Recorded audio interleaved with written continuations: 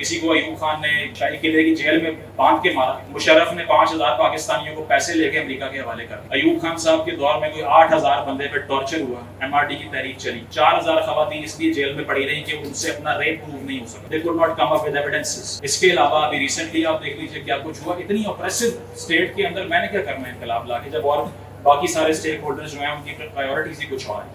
تو یہ سارا کچھ بلوچ طلبہ جن کو اسکالرشپس دے کر پنجاب یونیورسٹی بلایا جاتا ہے، وہ یہاں آ کر اینٹی اسٹیٹ ایکٹیویٹیز میں انوالو ہو جاتے ہیں۔ ابھی 2 ہفتے پہلے ایک بڑے افسر کا جرمن شیفرڈ ڈاگ تھا، وہ گم گیا، اس کی بریکنگ نیوز چل رہی تھی۔ اسی ٹائم ٹرائبل ایریاز کے اندر جو ہے وہ ایک بلاسٹ ہوا اور اس میں 3 بچوں کی ڈیتھ ہوئی تھی، ایک بھی ٹکر نہیں چلا۔ مجھے میسج آ رہے ہیں کہ یہ آپ کیسی جگہ پہ کام کرتے ہیں، I have nothing to say in response۔ بڑی سینئر نیوز اینکر میرے ساتھ بیٹھ کے she was shouting at the top of her voice۔ میرا اپنا کان درد شروع ہو گیا تھا کہ وہ کتنا چیخ رہی ہیں بیٹھ کے، اور سارا نیوز روم کہہ رہا ہے کہ یار بریلینٹ، جیسا انہوں نے یہ ماحول بنایا نا، لگ رہا ہے کہ LOC یہاں پہ ہے نیوز روم کے اندر۔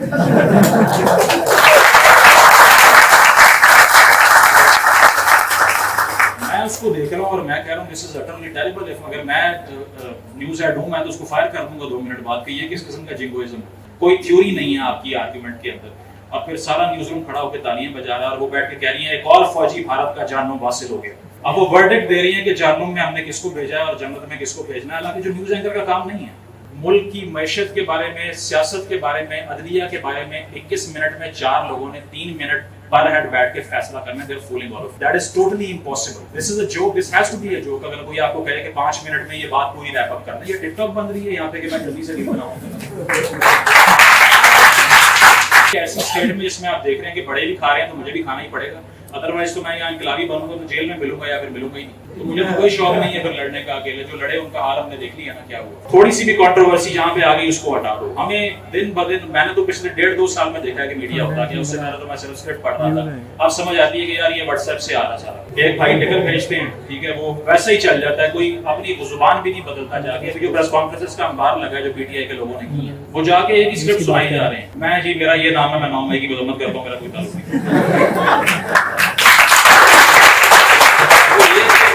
تھوڑا انوویٹ ہی کر لیں، اگر آپ نے کوئی فکس میچ بھی کھیلنا ہے اس میں تھوڑا سا کوئی نئی چیز لیں تو اس طرح کر دیں، لیکن وہ اتنا فکس لینس ہے کہ وہ دن بدن اس کی لیئرز بڑھتی جا رہی ہیں۔ پہلے یہ جی اس پہ نہیں کرنی بات، ہم نے کہا ٹھیک ہے نوکری بھی کرنی، اچھا وہ ملک ریاض پہ ذرا خیال کرنا، اچھا ٹھیک ہے، تھوڑا سا اور آگے چلے جائیں، اچھا یار وہ ابھی جو ریسنٹلی کورٹ کا فیصلہ آیا نا اس والے کیس میں، اس پہ ذرا خیال کرنا، ٹھیک ہے۔ اب 5-6 دن پہلے سب کو یہ ایک اور آ گیا کہ جی اب بجلی کا بھی خیال کرنا، اس کی بات نہ کرنا۔ میں کہ پھر کارٹون لگا دیں یہاں پہ، کارٹون آپ بلوچستان جائیں، آپ KP چلے جائیں، آپ اس کے علاوہ گلگت بلتستان چلے جائیں یا پھر آپ ٹرائبل ایریاز میں چلے جائیں، تو وہاں پر آپ کو میڈیا کا رول جو ہے یا پھر اس حوالے سے جو اوپینین ہے لوگوں کی وہ اور ملے گی، لاہور میں، کراچی میں، اسلام آباد میں اور ملے گی۔ So it's very subjective.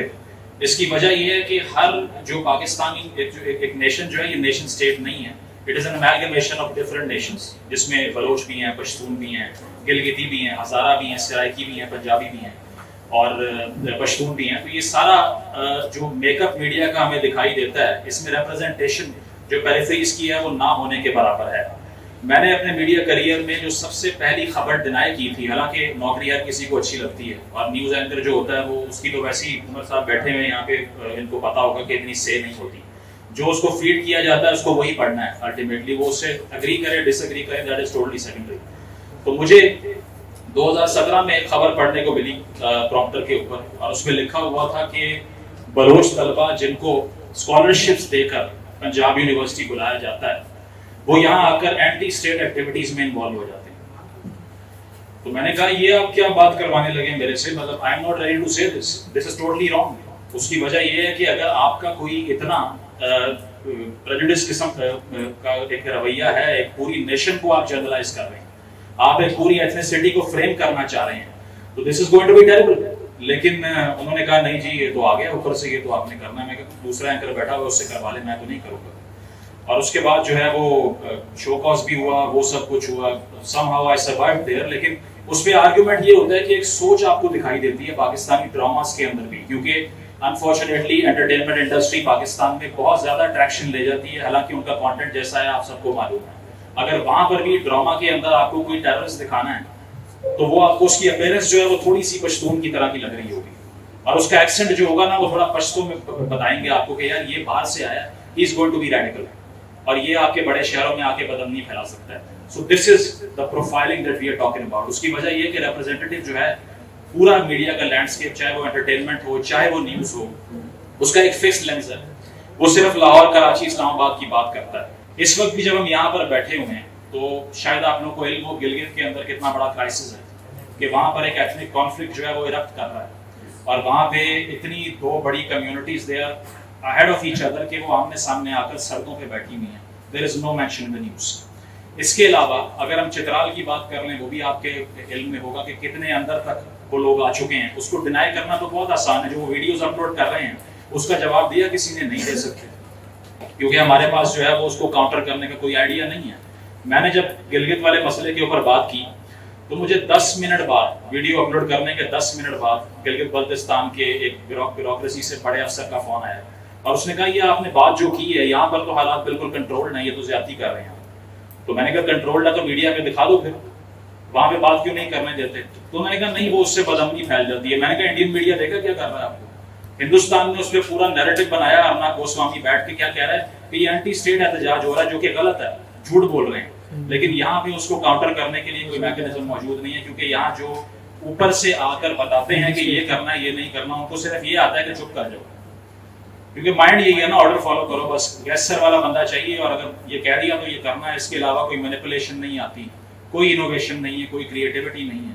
تو اس انڈسٹری میں آنے کے بعد جو پہلی چیز میں نے ریئلائز کی وہ یہی کی کہ یہاں پر انقلاب نہیں آ سکتا بھائی, کیونکہ ایک بندہ ہوتا ہے نا آپ کی طرح کا, جیسے اس یونیورسٹی سے اٹھ کے آپ پڑھ کر گئے ہیں, آپ کے اندر اتنا نالج ہے, آپ نے بہت کچھ ایکوائر کیا ہوا, you want to translate that into the field. آپ جب جاتے ہیں وہاں پہ تو وہاں اسپیس ہی نہیں ملتی.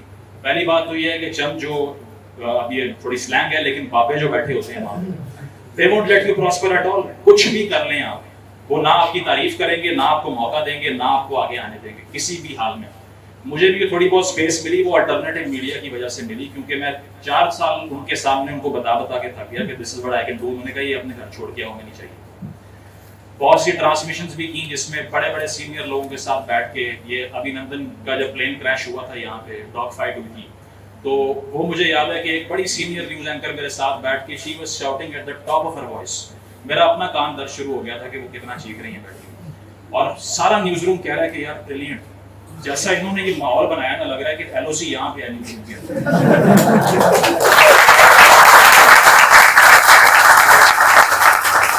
میں اس کو دیکھ رہا ہوں اور میں کہہ رہا ہوں دس از اٹرلی ٹیریبل. اگر میں نیوز ایڈ ہوں میں تو اس کو فائر کر دوں گا 2 منٹ بعد کہ یہ کس قسم کا جنگوئزم ہے. یہ تو الٹرنیٹو میڈیا جہاں پر بیٹھ کے بات کی یا پھر ویڈیوز بنائی, پوڈ کاسٹ کی یا لائیو سٹریمز کی, اس سے جو آڈینس ڈیولپ ہوتی ہے اس کے بعد ان کو آئیڈیا ہوتا ہے کہ نہیں یار اس بندے کا کچھ ہو سکتا ہے. اس کی وجہ یہ ہے کہ آبجیکٹیوٹی یا پھر ٹروتھفلنس از the last thing they care for. They don't give a damn about it.